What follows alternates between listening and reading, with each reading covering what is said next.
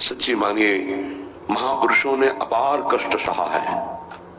जब उनके पावन चरित्रों को पढ़ो तो अपनी भक्ति का जो भाव है वो बहुत ही लघु और सारहीन लगता है कि हमारे में कहां भजन है, वो कहां है वो निष्ठा हमारे अंदर।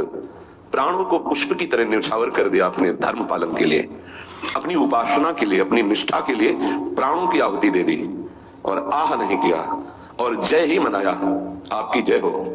हे प्रभु, आपका ये जो विधान है ये मुझे परम मंगल सुखदायी है। मतलब दिमाग कहा नहीं करता। जब महापुरुषों के चरित्रों का अवगाहन करो तो रोने की सिवा और कोई रास्ता नहीं दिखाई देता।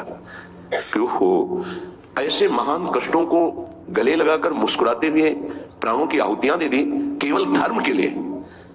इतिहास भरा हुआ है ऐसे महापुरुषों से। सोचो उन महापुरुषों को जिन्होंने, ये तो बहुत छोटी बात है सहना, भीषण यातनाएं दी गई उनके शरीर में कि आप अपने धर्म को छोड़ दीजिए, यातनाओं को हंसते हुए स्वीकार कर लिया। चित्त व्यथित हो जाता है कि प्रभु आपका विधान केवल महापुरुष ही सह सकते हैं, वही समझ सकते हैं, नहीं तो प्रश्नवाचक चिन्ह खड़ा हो जाएगा। आप कहां थे जब ऐसा हो रहा था? तो आप कहां थे? आपका व्रत है करो सदा तिनके रखवारी, महिमा सुनी है सीम की चाप सके को ताशु, बड़ रखवार रमापति। फिर ऐसा, पर वो प्रश्नवाचक चिन्ह शरणागति अधूरी कच्ची होने के कारण होती है। उन महापुरुषों का अपना अस्तित्व ही नहीं रह जाता है, केवल स्वयं भगवान ही बैठे होते हैं। तब ये स्थिति, उपासक सुख दुख को न देखे, इष्ट देव को देखे, अनुकूलता प्रतिकूलता को न देखे, अपने धर्म को देखे, अपनी उपासना को देखे, तभी वो आगे बढ़ सकता है। सच्ची कहते हैं, हृदय रो पड़ता है इन महापुरुषों की निष्ठाएं देख करके कि वाह कैसी धर्म निष्ठा है। देह प्राण ते प्रिय कछु नहीं, किसी का भी हो देह और प्राण बहुत प्रिय है, लेकिन इन महापुरुषों ने, गुरुजनों ने देह प्राण की किंचन मात्र परवाह नहीं की। धर्म के लिए हम छोटी सी वस्तु भोजन, छोटे से इंद्रियों के भोगों के लिए अपने धर्म का त्याग कर देते हैं, और महापुरुषों ने अपने प्राणों का त्याग कर दिया लेकिन धर्म नहीं त्यागा। ये जब तक निष्ठा नहीं आती तब तक हम अपने आराध्य देव के प्रताप, महिमा और उनके प्यार को नहीं समझ सकते। अनुकूलता को, सुख को, सम्मान को तो कोई भी कृपा मान के स्वीकार ही करेगा, लेकिन प्रतिकूलता को, अपमान को, दंड को, तिरस्कार को जो कृपा मान करके सहता है उसे महाभागवत कहते हैं, उसे महापुरुष कहते हैं, उसे भक्त कहते हैं। क्योंकि ऐसे महापुरुषों के हृदय में स्वयं सच्चिदानंद भगवान विराजमान रहते हैं। कल से शाम दहन से बहुत हृदय व्यथित हुआ। जब महापुरुषों के चरित्रों को अवगाहन हुआ तो बार बार केवल रोना ही आ रहा था कि आप जैसी निष्ठाएं अगर किनका मिल जाए तो जीवन धन्य हो जाए।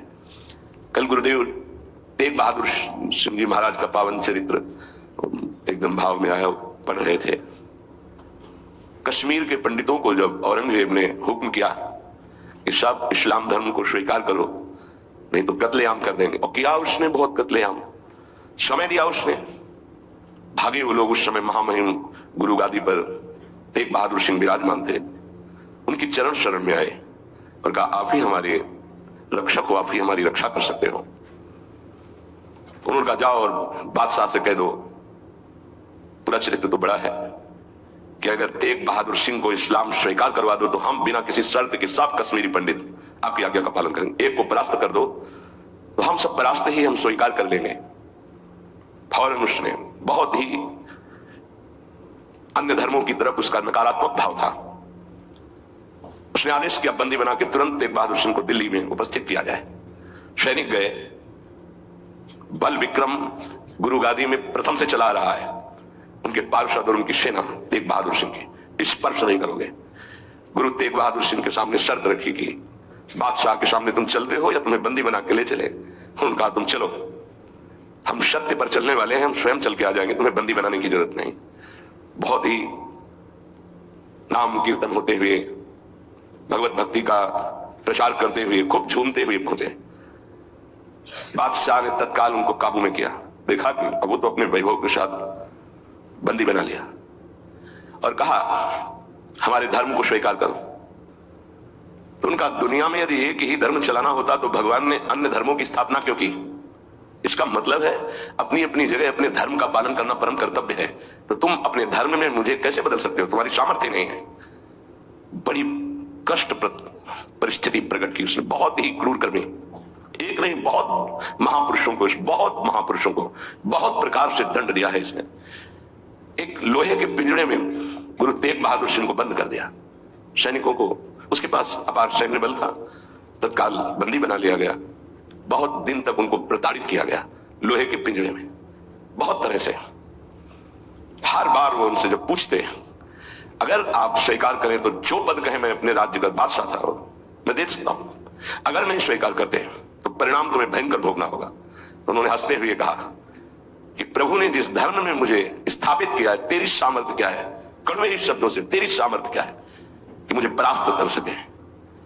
और उस समय उन्होंने पद गाया, भाई मैं धन पाइयो हरि नाम, मन मेरो धावन ते छूटियो, करी बैठो विश्राम। भाई मैं धन पाइयो हरि नाम, माया ममता तन ते भागी, उपजो निर्मल ज्ञान।